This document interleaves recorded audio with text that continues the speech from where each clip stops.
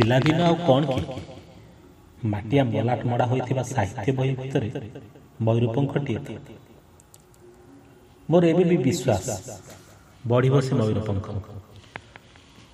ବହି ଖୋଲି ଦେଖ ନା କେହି, ଧୀରେ ଖୁବ୍ ଧୀରେ ବଢ଼ୁଥାଉ ସେ ସବୁଦିନ।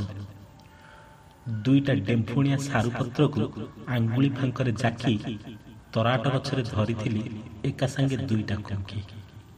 କେହି ଖୋଲ ନା ସେ ମୁଦା ସାରୁପତ୍ର। କଙ୍କିତା ଡେଣାରେ ଉଡ଼ାଇ ନ ନେଉ ଦୁଷ୍ଟାମି ମୋ ଶୈଶବର।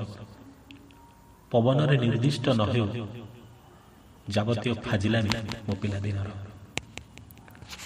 ବୋଉ ଚାଲିଯିବା ଦିନ କେଜାଣି କେଉଁ ମନସ୍ଥିତିରେ ବରଫ ପରି ତା ହେମାଳ ହାତରୁ ପାଣି କାଚ ପଟେ ସମସ୍ତଙ୍କୁ ଅଜାଣତରେ ଖୋଲି ଆଣି ପୋତିଥିଲି ଆମ ଗାଁ ନଈ ତୁଠରେ। କେଜାଣି କୁଆଡ଼େ ଗଲା ସେ ପଟକ।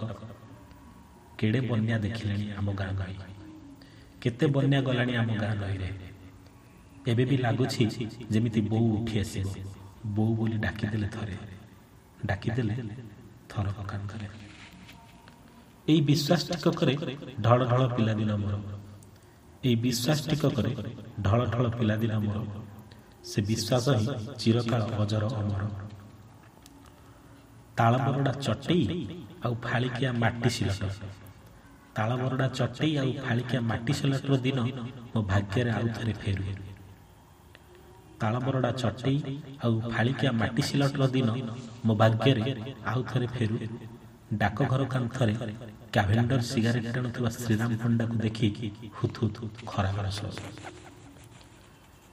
ପିଲାଦିନ ଆଉ କ'ଣ କି ମାଟିଆ ମଲାଟ ମଡ଼ା ହେଇଥିବା ସାହିତ୍ୟ ବହି ଭିତରେ ମୟୂରପଙ୍ଖଟିଏ ତ।